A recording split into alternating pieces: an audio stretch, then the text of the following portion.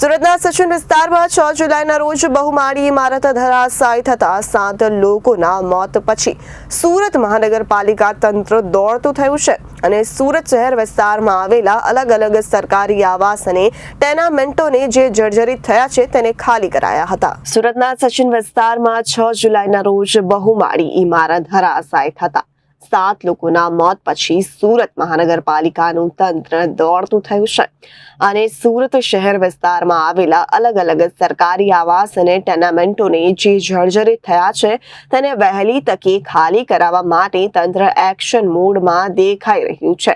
ત્યારે આજે સુરતના પનાસ ગામ એસએમસી આવાસમાં સુરત મહાનગરપાલિકાની ટીમે લોકોને જાણ કર્યા વગર આવી પહોંચી હતી અને સોસાયટીના પાણી તેમજ વીજ કનેક્શન જોડાણ કાપવાની શરૂઆત કરી હતી, જેના લીધે સ્થાનિક રહેવાસીઓએ ઉગ્ર વિરોધ કર્યો હતો।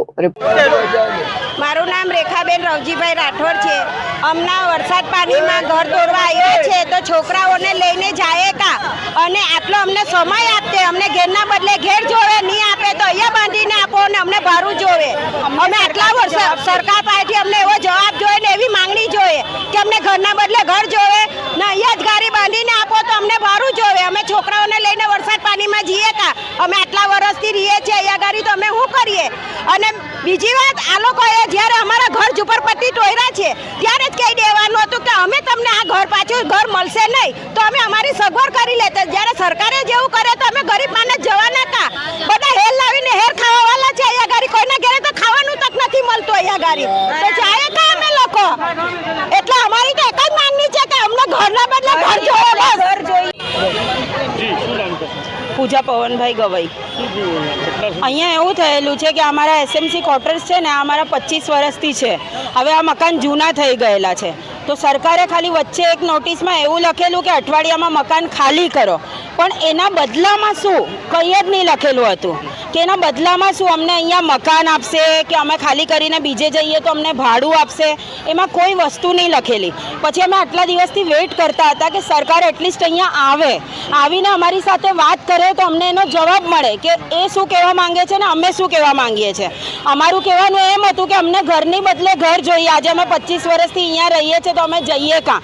અને બધા સ્ટેબલ નથી, આની અંદર 700 મકાન છે। હવે આમાં અમુક લોકો એવા બી રહી છે કે જે એકદમ ડોસા છે, જેનું અગાડી પછાડી કોઈ જ નથી, તો એ લોકો એકદમથી નીકળે તો જાય કાં? હવે આજે સવારે બનાવ એવો બન્યો છે કે આજે સવારે એકદમથી એ લોકો પાણી લાઇટ બધું કાપવા આવી ગયા, સરકાર એસએમસી વાળા એકદમથી એમરજન્સીમાં પાણી લાઇટ બધું કાપવા આવી ગયા, તો પાણી લાઇટ કાપવા આવી ગયા તો 2-4 છોકરાઓએ રોક્યા કેમ કે રોકશે આજે, કેમ કે અમને જવાબ નથી મળ્યો કે અમને ઘરના બદલે ઘર કે શું, અમને કોઈ રિપ્લાય નથી મળ્યો। તો એ લોકોએ રોક્યું તો એ લોકોને મારીને અંદર નાખેલા છે, માયરા છે એ લોકોને। માયરા છે ને એ લોકોને અંદર મૂક્યા છે। તો અમારે એ જ કહેવાનું, અમને જવાબ જોઈએ છે, અમને છે ને ઘરની બદલે ઘર જોઈએ છે। અમને ઘરની બદલે ઘર, આજે 25 વર્ષથી અહીંયા રહીએ છીએ તો અમે જઈએ કાં? ત્યાં ભર વરસાદમાં એ લોકો કાપવા આવ્યા, તો ભર વરસાદમાં અમે જઈએ કાં?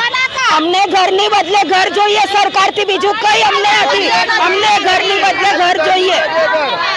Reporter Arvind Rathod, Janadesh news, Surat.